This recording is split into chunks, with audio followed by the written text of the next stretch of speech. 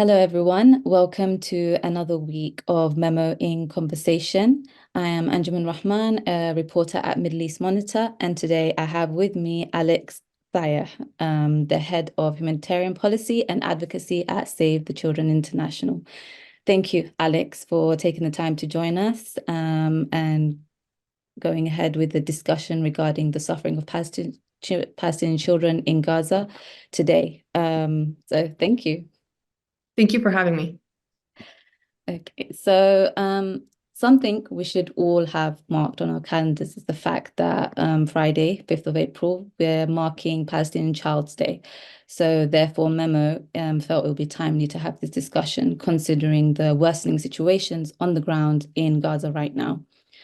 One dire example is the horrifying images of malnourished children at which we're all scrolling on our phones and it's flooding our phones. We can literally see the outlines of rib cages and bones through their paper thin skin. And it's vividly clear that these children, these babies are fighting for their life. They're being starved to death. And that if nothing is done very soon, they could die from starvation. There are reports warning us that famine is imminent in the northern Gaza, and it is expected to occur anytime between now and May.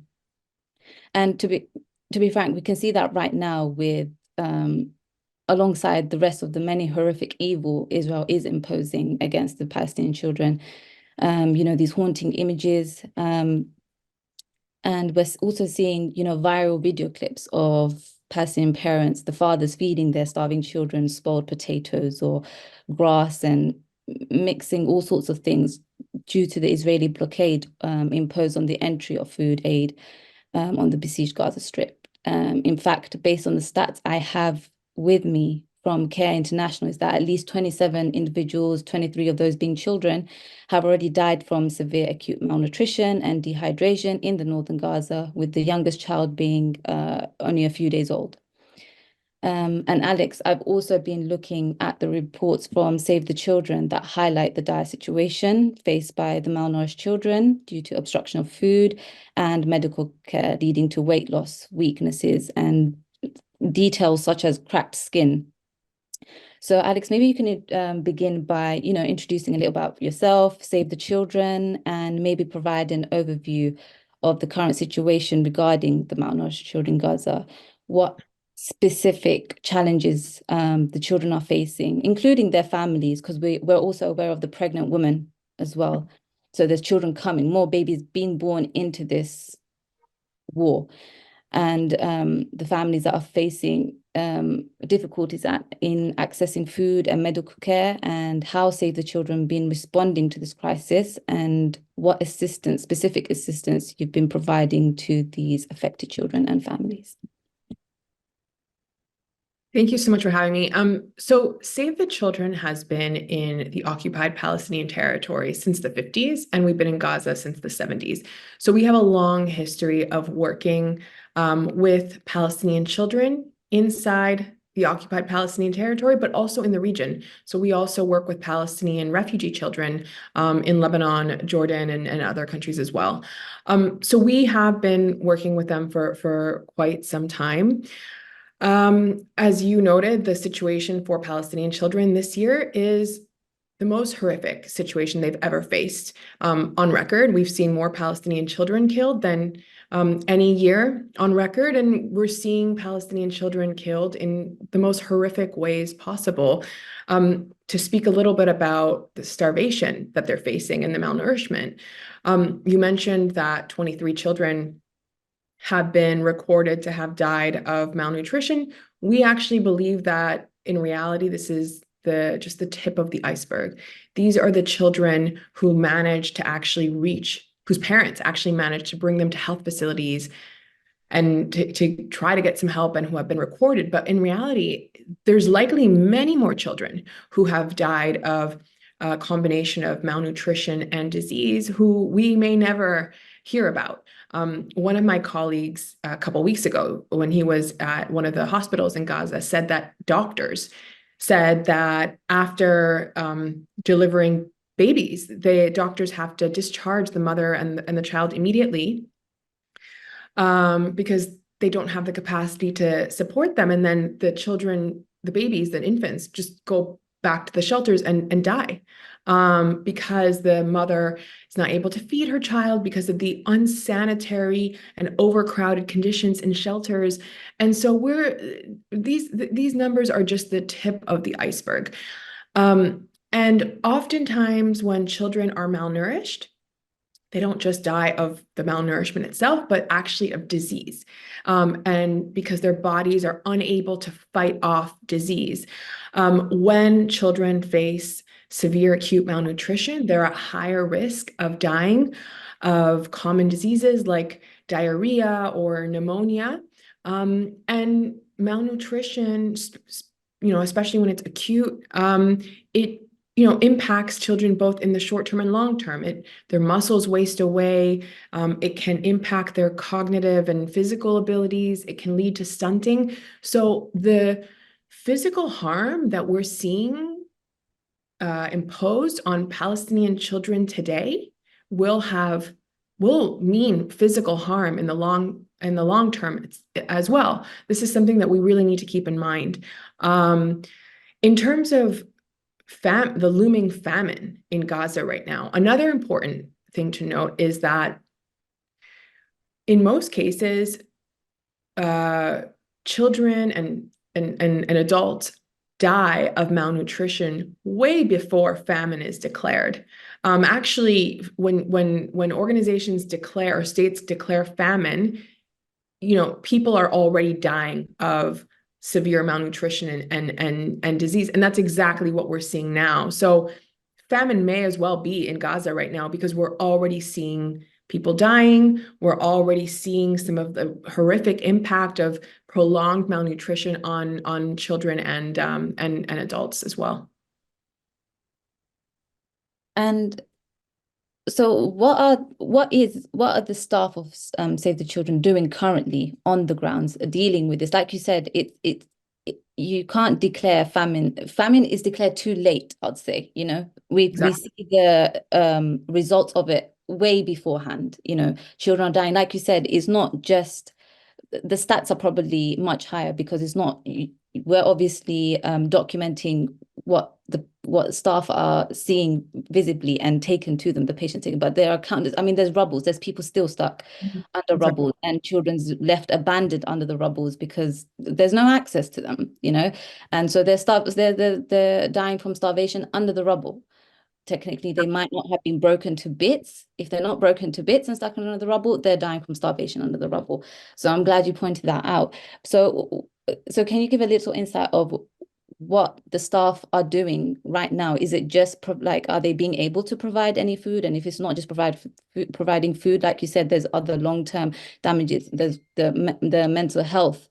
So could you maybe give an insight to some of that, please? Yeah, I think it's a really good question. And I think one thing to start off with is the conditions to provide meaningful humanitarian assistance in Gaza are not present. They're not present. And, Save the Children has worked in horrific contexts, facing, incredible challenges, incredible limitations. We have seen nothing like what we're seeing in Gaza. What Save the Children staff have, and honestly, it's not that different from most organizations. We're able to somewhat operate in Rafah. Rafah is where the majority of Palestinians in Gaza are currently sheltering. 1.3 million people, more than 610,000 children are in the tiny area of Rafah. And we have been doing our best to provide the basics: water, food, hygiene kits that include things to maintain sanitation conditions. But it's nowhere near enough. And we're facing immense challenges, again, just like every other organization. One, we're not able to get the items that we need at the pace needed through the crossing points, through Rafah and through Kerem Shalom or Kerem Abu Salem. The items, first of all, we know that the Israeli inspections are taking way too long. In many cases, the Israeli authorities are denying entry to essential items.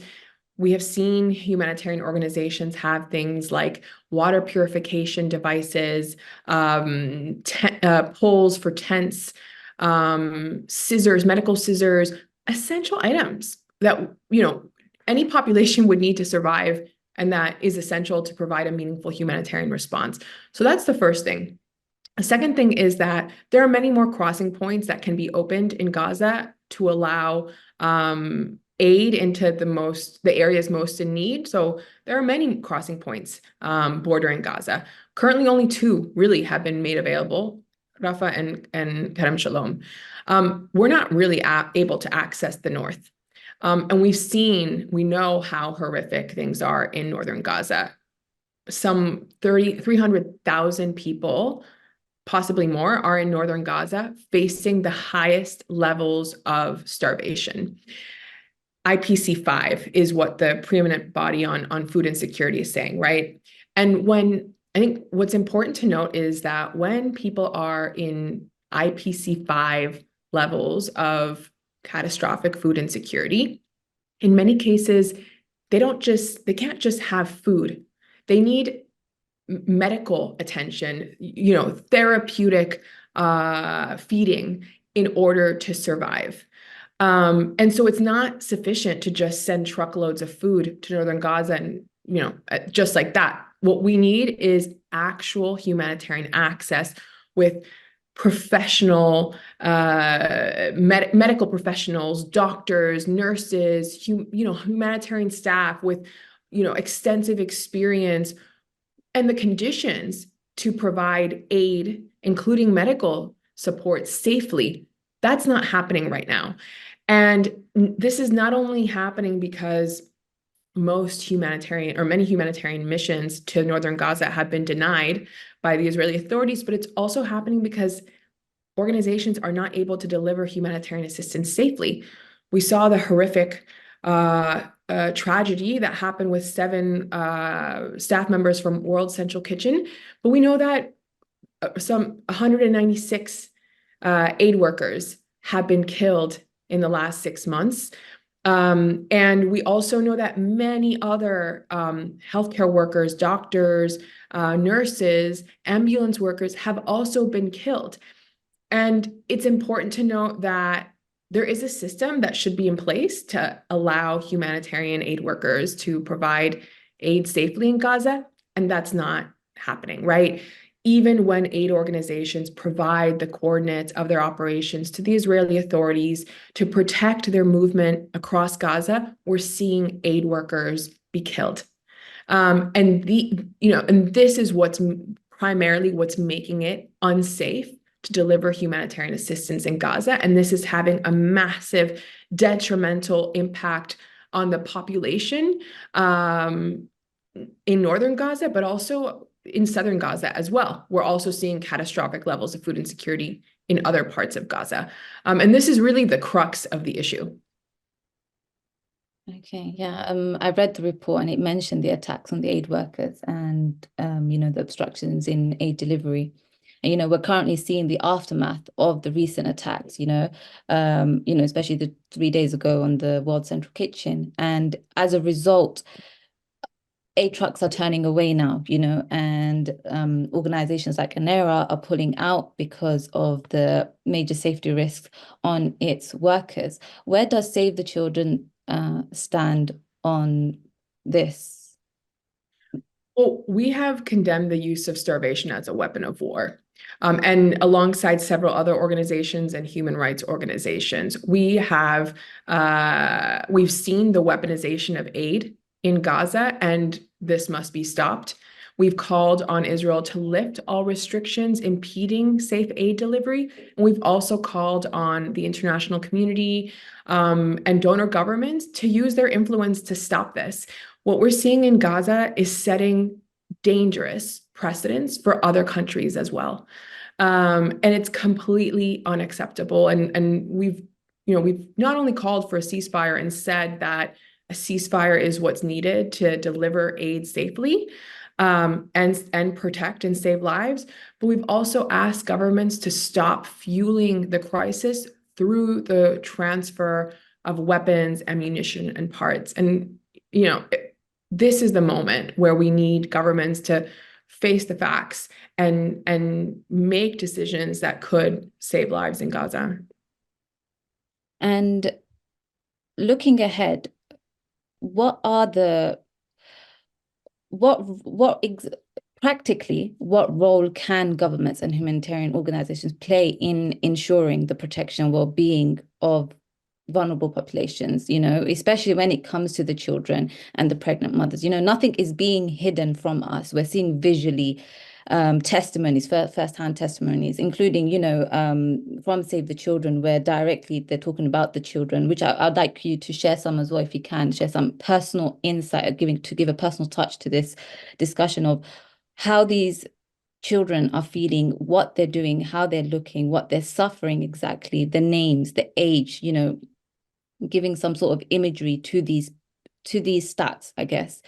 And also, sorry, to finish off my questions, looking ahead, what are the long-term implications of the malnutrition crisis in Gaza, and how is Save the Children planning to address these issues? Because it's not even a 5 to 10 year long-term plan, is it? It's such drastic measures have been taken, therefore drastic results need to be responded with, isn't it? Exactly. Well, so there's several things here. There's a few very straightforward things that governments can do to address the situation and what they should not be doing. The first is, and I think this most straightforward is they need to provide the funding for a humanitarian response, a meaningful humanitarian response. That not only means providing humanitarian, funding to humanitarian organizations, including Palestinian organizations on the ground doing the difficult work, but it also means not doing things that would affect the overall viability of a humanitarian response. So we need them to return to funding UNRWA. We've been very clear that no organization can replace UNRWA. Not a UN agency, not an NGO, nobody. They play a very special role in Gaza, and they are the backbone of the humanitarian response, and any efforts to defund them amounts to depriving Palestinians in Gaza of the essentials needed to survive. The other thing that we want countries to do is to use all the diplomatic tools in their toolbox. We're not seeing that yet. We're seeing a lot of statements of concern. We're seeing a lot of countries say that they're having conversations, but are they actually doing everything that they can to use their leverage? I don't think so. We have not seen any evidence of that. And this is why we have said that countries have a legal obligation to prevent atrocity crimes from unfolding. And we've continued to call on that. We, of course, diplomatic engagement at the Security Council, at the UN General Assembly, this is all important. But at the end of the day, this war is taking place with foreign supplied weapons. And so that needs to be stopped. We try as much as possible to paint a picture of what it's like for Palestinian children on the ground, and what it's like to deliver humanitarian assistance in the most horrific ways possible, and how what's happening is impeding our work. And we've been public about it, and we expect countries to use this to inform their policies and approaches with what's happening in Gaza. And this is what we will continue to do. In terms of the long-term impact on children, I think the long-term impact of malnutrition is straightforward. It will lead to stunting. It will lead to cognitive it will impact children's cognitive abilities. It will impact their physical abilities, and it will make them more susceptible and impede their survival, right? Not just because of the access to food, but also because they're more susceptible of dying from diseases. But other aspects that we haven't really talked about is what it means for their education, what it means for their mental health status. And one thing we don't talk about often, because there's, children in Gaza are facing such horrific challenges, is education. There is a complete absence of education in Gaza. Children will have lost another year of school.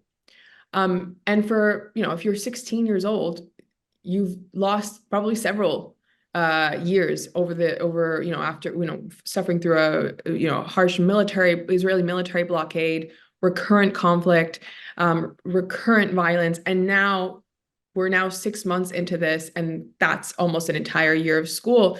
Not only that, we've seen over 370 schools too damaged to function or completely destroyed. So even if we were to see a ceasefire tomorrow, children will not be able to just go to school. We would need to see, rapid reconstruction efforts. We would need to see, organizations set up temporary learning environments. Children will need a lot of mental health support to even get to the state where they are able to go to school. Remember, 17,000 children in Gaza at least have lost one or both of their parents. In many cases, children are the only surviving family members. The environment to just return to their lives is not there. In terms of, their mental health, even before October 7th, in Gaza, we found that 4 out of 5 children were suffering from nightmares. They were having, or more of them were having thoughts of self-harm. They had no hope for the future. And what parents have told us is that's gotten infinitely worse over the last 6 months.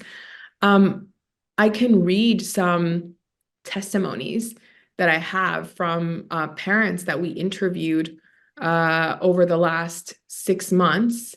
Let me just, because I think, some of the parents that we've spoken to have really have put it best. Let me just get this out. So Save the Children a few years ago conducted a comprehensive study on the mental health of children in Gaza. And as I mentioned, we found it was just horrific. 4 out of 5 children suffered from nightmares and depression. Even more had thoughts of self-harm. We went back over the last couple of months and talked to parents, caregivers, aid workers, and mental health experts. And what we found is that currently Gaza presents textbook factors for lasting mental harm for children.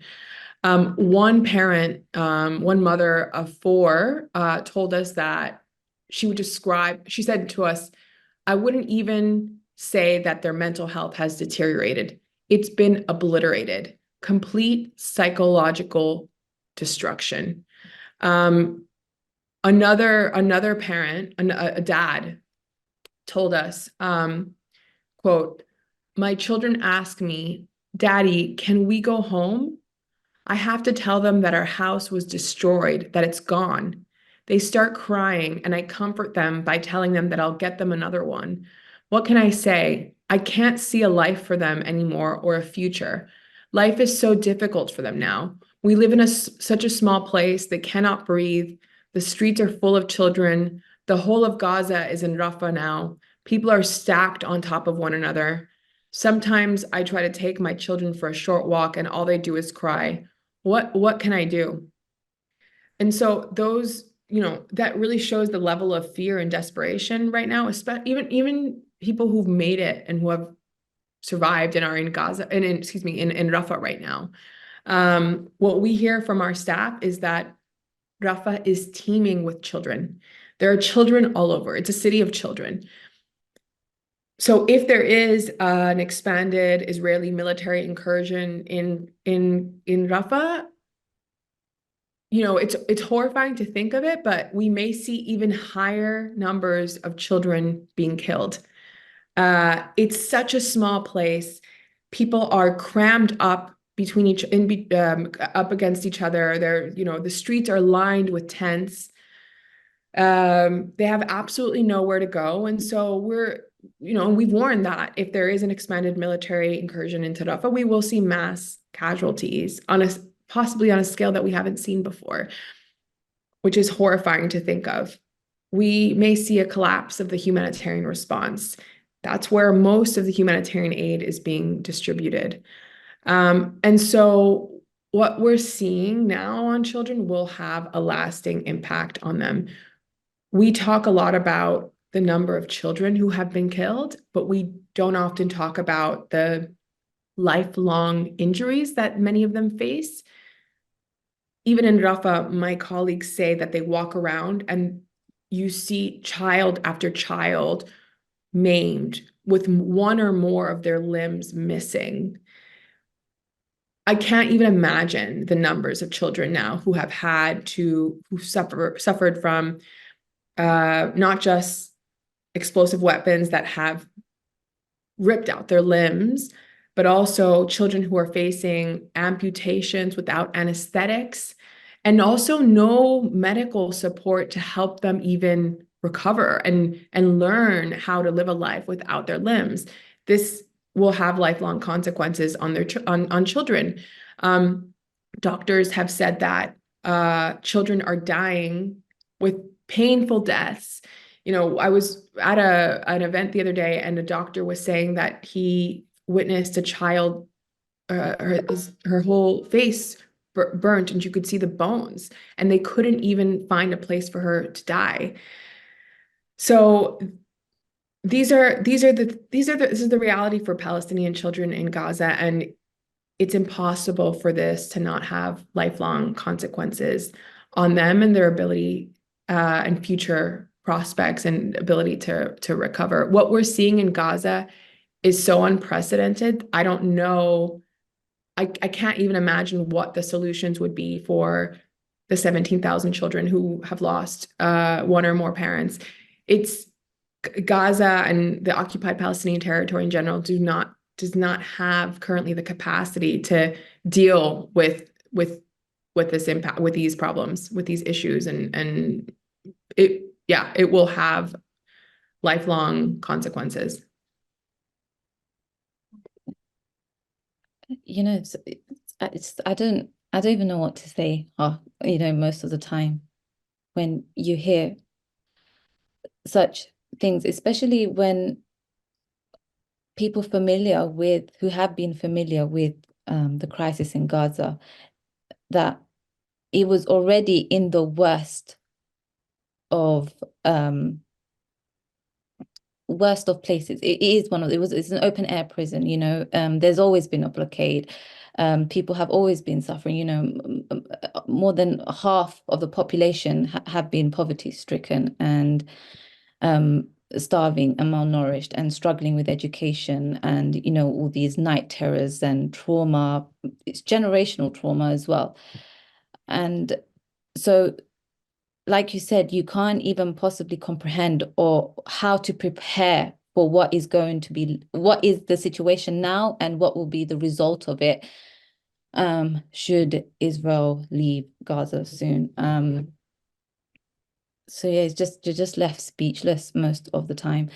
I did have a question in mind when you were mentioning about Rafah, about children running around Rafah, that it's been noted that, like you said, when you look out into Rafah, it's just children running around, children, just laying between these tents as well when I look at these pictures. So Israel talking about invading Rafah soon, they can't not use the excuse anything but that it will end up, should they invade Rafah, it will be systematic targeting of children, even though we see that now, but in Rafah we'll see that more. So what would you say is the most pressing needs for children in Gaza at this moment? And how can, the concerned international community contribute to helping them, whether it's through other aid organizations or even with the supporting Save the Children's efforts, what can we do now from where we are, where we are not allowed in Gaza? What can we actually do? People who want to do something, what is the most effective method to make them feel that they are contributing? So I want to say a few words on Rafah, because I think what's important to note here is that there is no possible plan that would protect civilians in Rafah. Even so-called evacuating families to the north would not protect them. Sending them to central Gaza will not protect them. Gaza has been declared uninhabitable. Mhm. So, and in northern Gaza, the conditions to survive are not there. So, to send people to another part of Gaza would not protect them, would not ensure their survival in any way. And we've been really clear about that. And so the There's main nowhere left to seek refuge within there's Gaza. nowhere left. There's nowhere left to seek refuge. Even previously, I mean, as you said, Gaza is one of the most dense is one of the most densely populated areas in the world.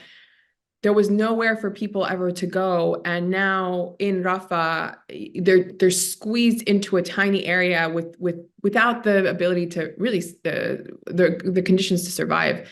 And so for us, what's most important is still to call for a ceasefire, not just to call for a ceasefire, but to implement a ceasefire. It's now been more than 1 week since the UN Security Council passed this long-awaited, long overdue resolution for at least a temporary ceasefire during the month of Ramadan, and then lasting to or leading to a lasting ceasefire. We've seen this go ignored completely. And so, but at least there's a framework to say, look, the international community, world's leaders, the body that is responsible for ensuring global peace and security committed to this, we need to hold our leaders to account. And we also saw the ICJ come out, the International Court of Justice come out with strengthened measures on protecting Palestinian people. So that's also important to note.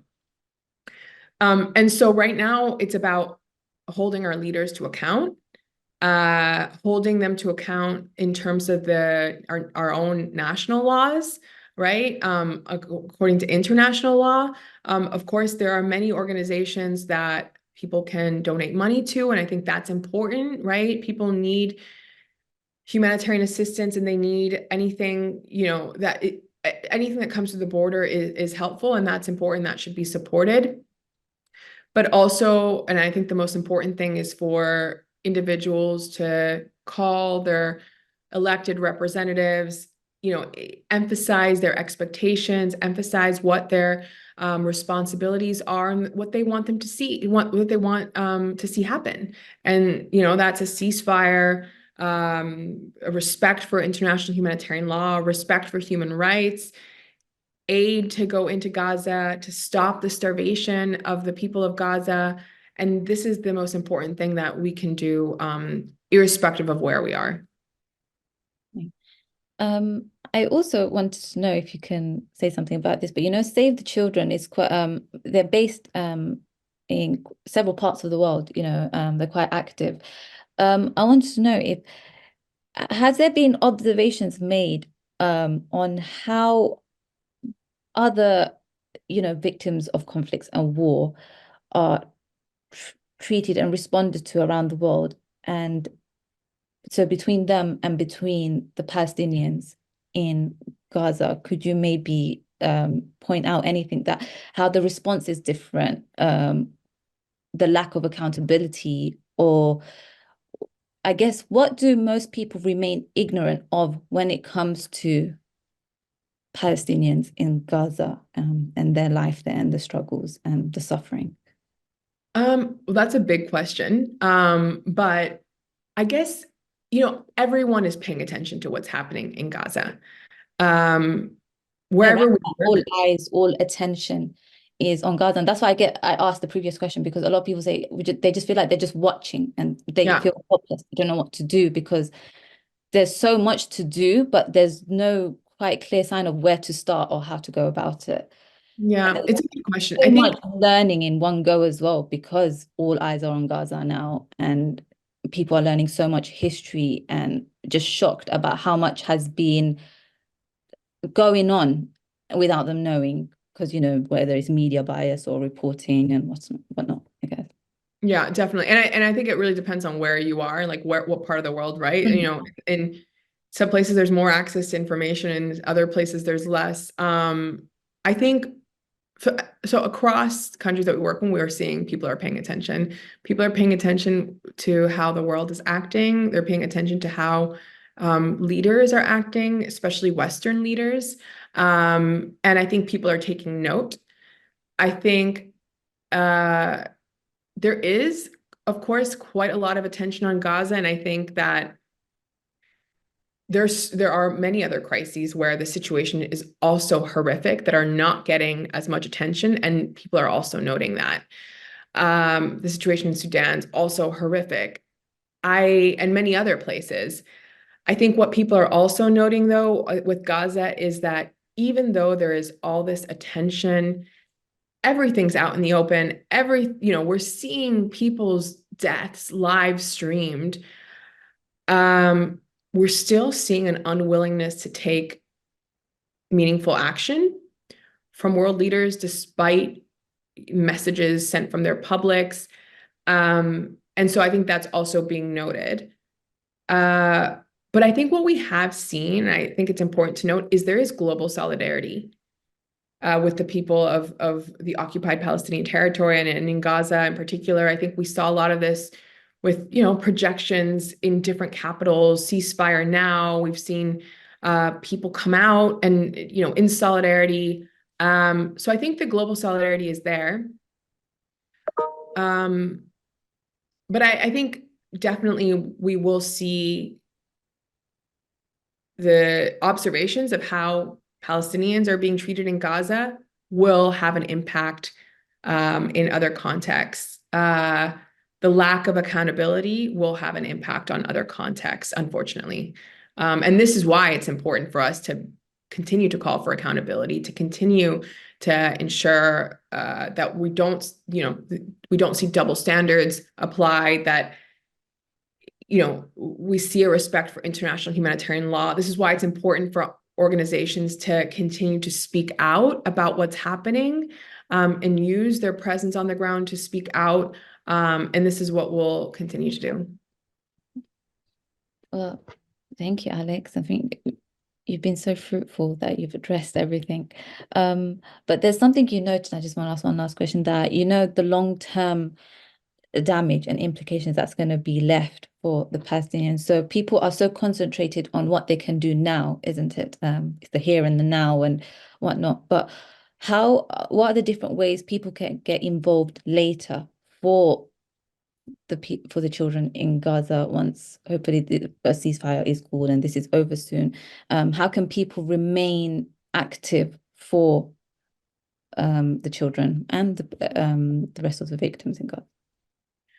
Well, even if there is a ceasefire, we know that the situation will still continue to be just absolutely horrific. And so I think it's important for people to continue to share stories, stories and information. Awareness raising from reputable sources is important. And so that's definitely something that people can continue to do. There's always volunteering. There are many organizations that are providing medical assistance to Palestinian children who are going to be on the ground working with children and families. I'm sure there will be volunteer opportunities. I mean, I'm thinking like way down the line. And of course, people can donate in the future.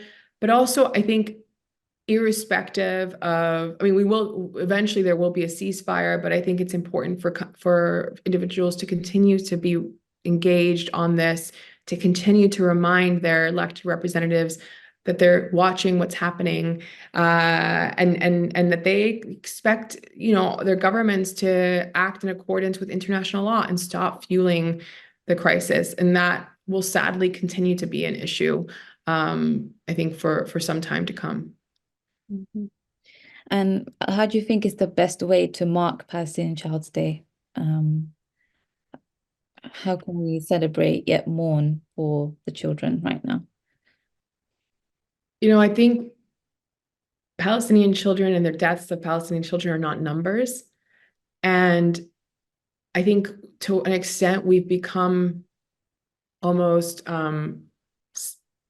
desensitized to, we're seeing another 100 children killed.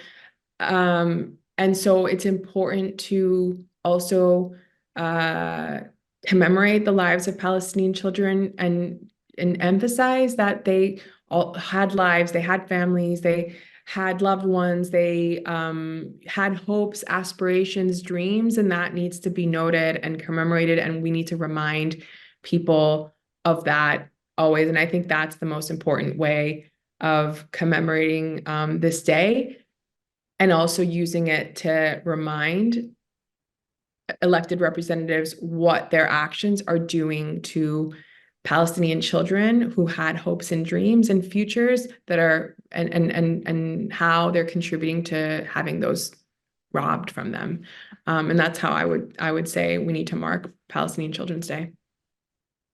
Thank you so much, Alex. I really appreciate the time you gave today. And thank you for to our listeners who have joined in. And please continue joining us for the upcoming Memo in Conversation with episodes. Thank you. Thank you so much. Thanks for having me.